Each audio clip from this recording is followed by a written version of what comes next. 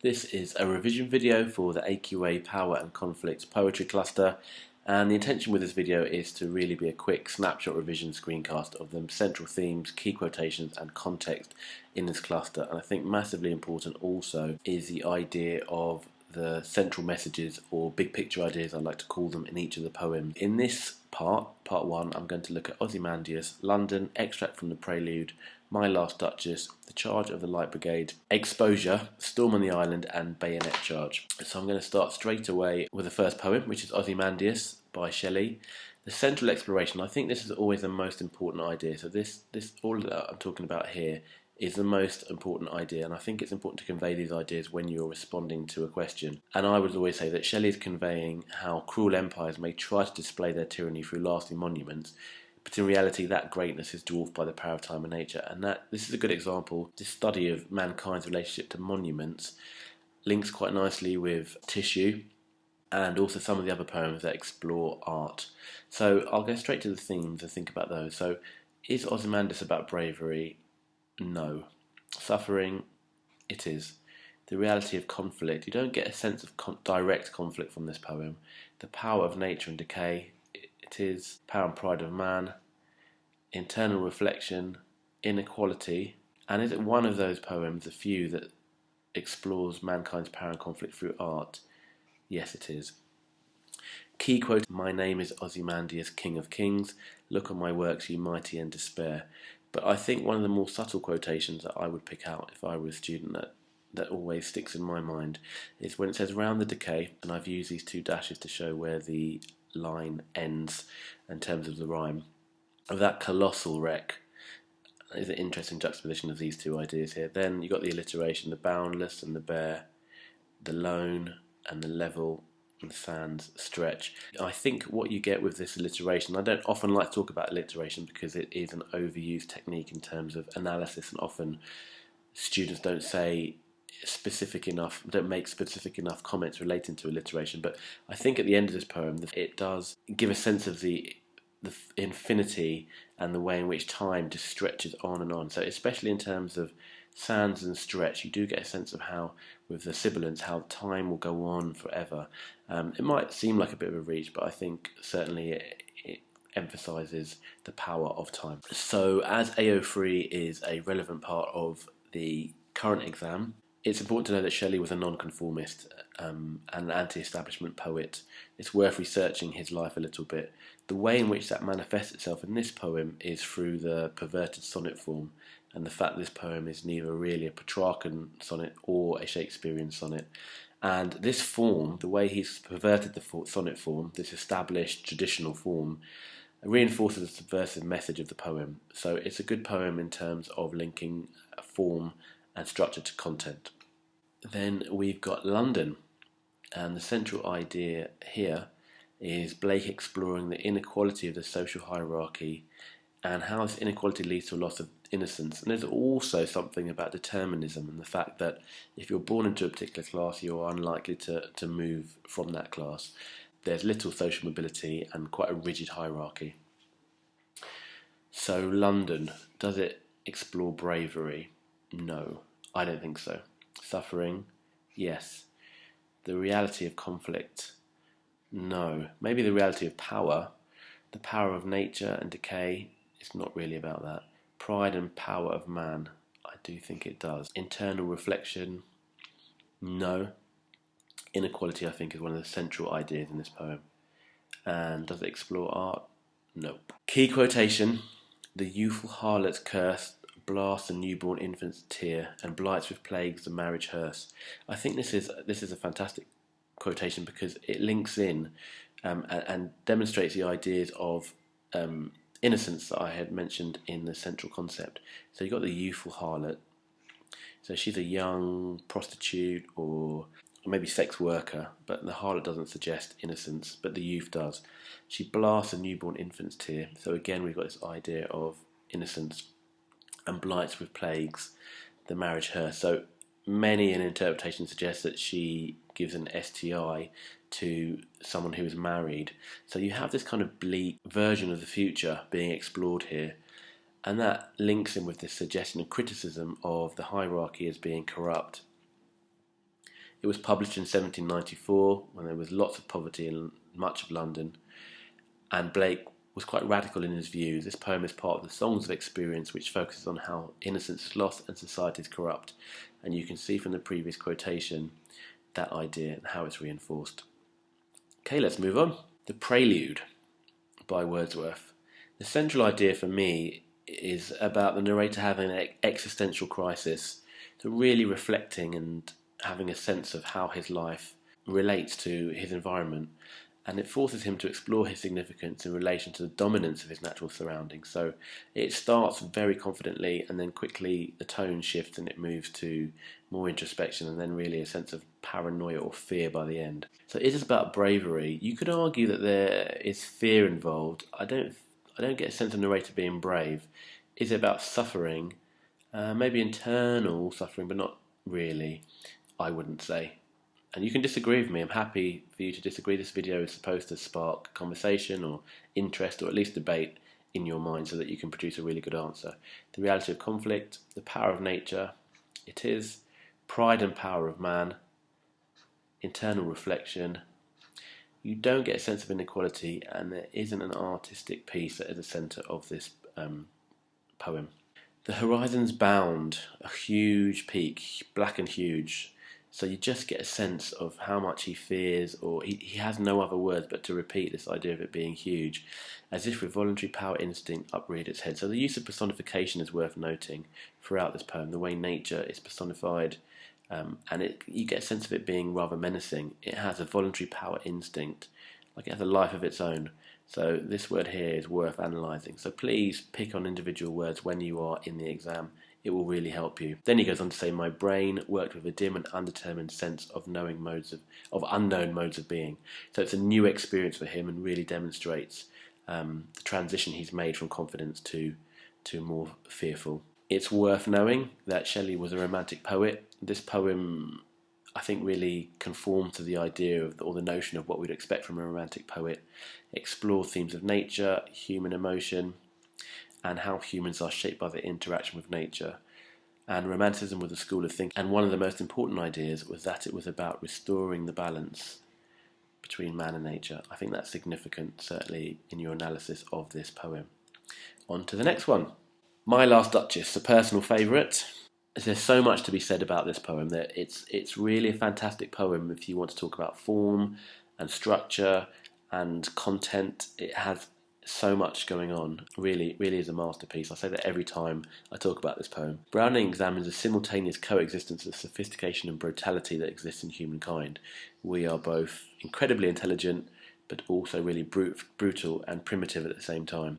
And he explores this in relation to the social hierarchy, and it's no coincidence that we have an aristocrat who is the focus of this exploration. Let's have a look at some of the key ideas.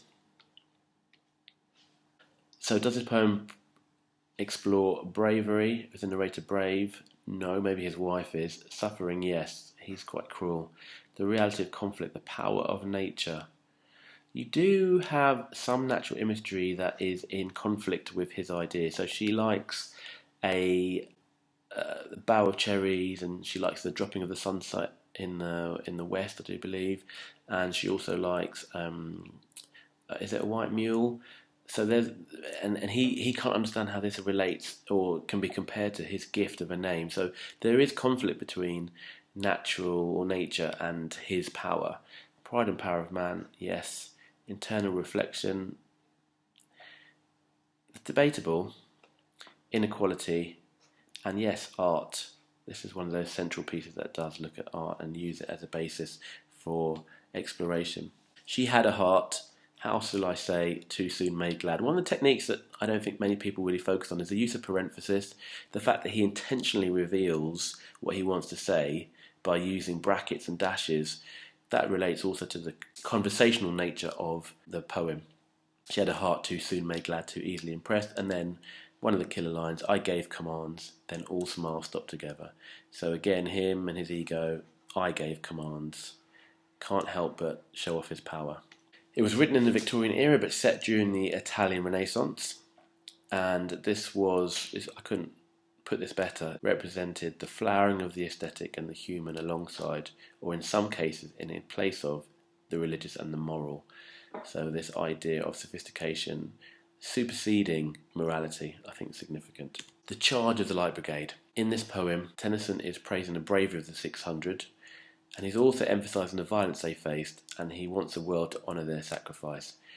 Is this poem about bravery? Yes.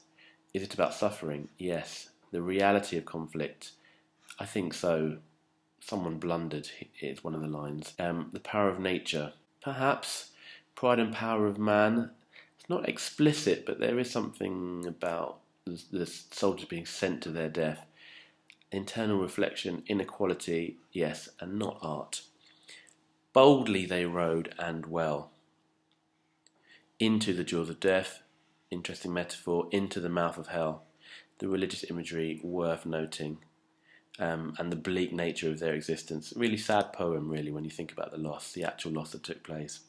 For AO3 context, it's worth noting that Tennyson was a poet laureate, so there was a requirement that his poetry was patriotic. But I wouldn't say that this poem slips into jingoism. It's not extreme patriotism. He's just trying to recognise the sacrifice that was made. And he doesn't admit, which was fairly controversial at the time, that someone had blundered. So he does explore the idea of a mistake being made that led to the death. Right, let's move on to exposure. The central idea here is that Owen's playing on the dual meanings of the word exposure. There's physical exposure that he's talking about and the effects of it, and he makes it very clear. It's very bleak and very clinical almost in its analysis of what actually happens to the men and their conditions they have to live in. But it's also an expose. The poem is really exposing the horror and futility of warfare. Does the poem explore bravery? I think implicitly it does. Suffering, yes. The reality of conflict, definitely. The power of nature, yes. Pride and power of man. Maybe there's something about inequality, so I'll leave that one there. Internal reflection, no. Inequality, and it's not really a poem that explores these issues through art. Quite bleak this is, quite bleak and harrowing a little bit. We only know that war lasts. We only know war lasts. Rain soaks and clouds sag stormy. So again, it's another poem that juxtaposes the men's experience with the power of nature and also the effect of an environment. And it's sad that that's all they know. All they know is that war lasts. They've lost happiness, they've lost hope, and that's significant. It was written in 1917, and there's some credibility to that because Owen was an actual soldier. He spent one of the coldest winters in living memory outside for 2 days, and hypothermia and frostbite and trench foot were the reality for many soldiers, and I think this poem explores that physical element of warfare. Storm on the Island. So, central idea is that Heaney is exploring how nature can dominate humankind. Again, another poem that links in with all the others I mentioned before. Again, you get a sense of mankind's impotence and the futility of trying to prepare a defence against such a powerful force. It really is. Many of these poems just keep reinforcing the idea of a higher power versus us, and maybe in our hubris we forget where we stand in the hierarchy. So, does it explore bravery? You could argue the preparation is brave. It might just be ill-conceived or pointless. But suffering, I wouldn't say so. Reality of conflict, politically, perhaps. The power of nature, yes. The pride and power of man, yes. Internal reflection, I think so. It's a huge nothing that we fear is internal reflection. Inequality, no. And art, no. And then in terms of techniques that are being used, it says, the flung spray spits like a tamed cat turned savage. So the power of that storm is like a tamed cat turned savage. That unpredictability is worth noting, and that's captured well in that simile. Published in 1966, which is the same time roughly the Troubles were beginning. So the link is not tenuous at all. The storm in the poem could be a metaphor for the political storm that was brewing in Heaney's home country, and this is reinforced by the fact that Stormont Estate is the name of Northern Ireland's Parliament buildings, and it starts Storm on the Island, so the first 8 letters spell Stormont. Next we have Bayonet Charge. Ted Hughes is examining the conflict between the reality of warfare and patriotic ideals. He juxtaposes the two to suggest that the raw emotion of fear upstages nationalism. This is an interesting poem because it's one of the only ones I think that really is explicit about its exploration of patriotism, the concept of patriotism. So does it explore bravery? I don't think the narrator is ever suggested as being brave, but maybe just realistic. Suffering, yes. The reality of conflict, yes. The power of nature and decay. The power of maybe violence, that's debatable. Pride and power of man, I think so. And these false ideals. Internal reflection, inequality, yes. Art, no. And then you have King. This is one of my favourite quotations from the poem, one of the ones that sticks with me. King, honour, human dignity, etc. drop like luxuries in a yelling alarm. So these abstract nouns of honour and dignity are dropped, forgotten, in the face of the reality of war. Dropped like a luxury in a yelling alarm. So that's an interesting simile there. And I love the use of etc. It just means nothing. These ideas mean nothing. They're just false. I think that's really well expressed. Published in 1957, but probably set during the First World War, Ted Hughes had personal experience of trench warfare as his father had survived the Battle of Gallipoli. So there was a personal interest here, and maybe that's why he drew attention to the brutality of war through this poem. So I hope this video has been useful. If you want to contact me on Twitter, although I'm not really on it that much, is @SirTixALot. The thumbs up is for real success. I really hope you do well. I hope this video really helps. I'm going to do part 2. So if you'd like the same kind of information for Remains and Poppies and War Photographer and Kamikaze and all those other poems, then the link will be below. And I hope this helps, and all the best.